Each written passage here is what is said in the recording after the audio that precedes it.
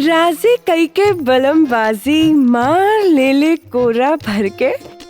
क्या रे बुढ़िया की दुमछल्ली नंबर 2 कैसे बोल रही थी? कमर दुखाता। भूल गई? चोर कितना भी शातिर क्यों ना हो, कोई ना कोई सुराग तो जरूर छोड़ता है।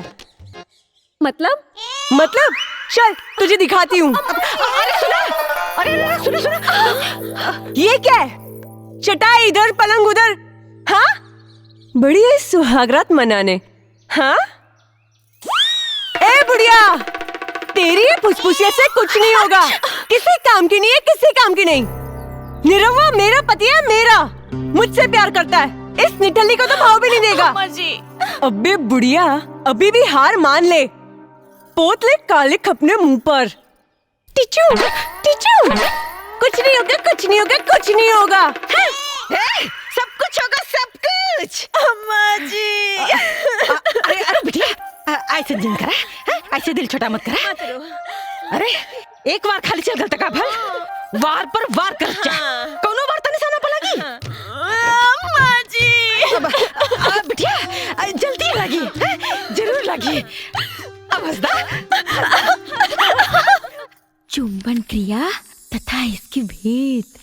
आए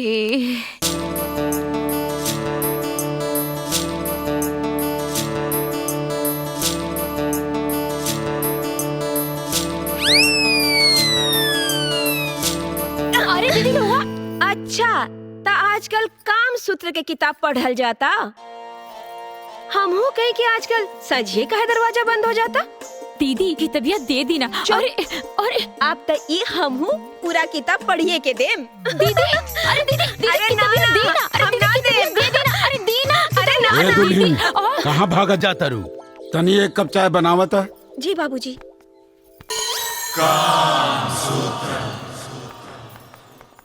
ए दीदी दीना की तबिया वहाँ का मांगे तो हम का कहे। अच्छा किताब कैसे?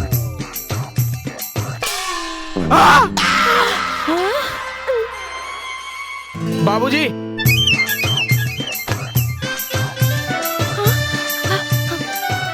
बाबूजी पूजा के सब सामान ले आई नी। हाँ ठीक है। फल मिठाई घी दूध सब ले आई नी। अरे और कुछ काम हो तो हमरा के बता दी बाबूजी।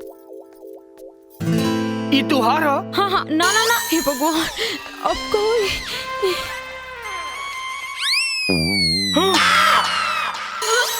सुकुमार, माई। सुकुमार, अरे सुन रे।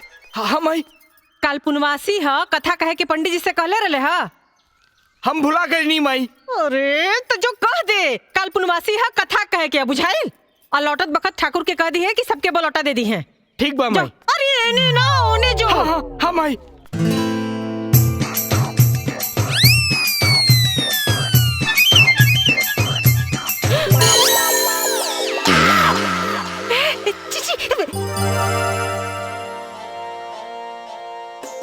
बहू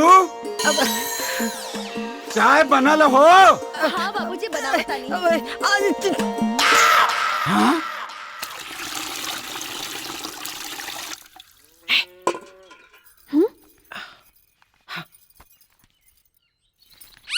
छी अम्मा जी रवा का दिखावता नहीं, रवा लाज नहीं खिलागत। और ये बच्चा हरी तो औरों के दिखे खातिर थोड़े न देनी है ना।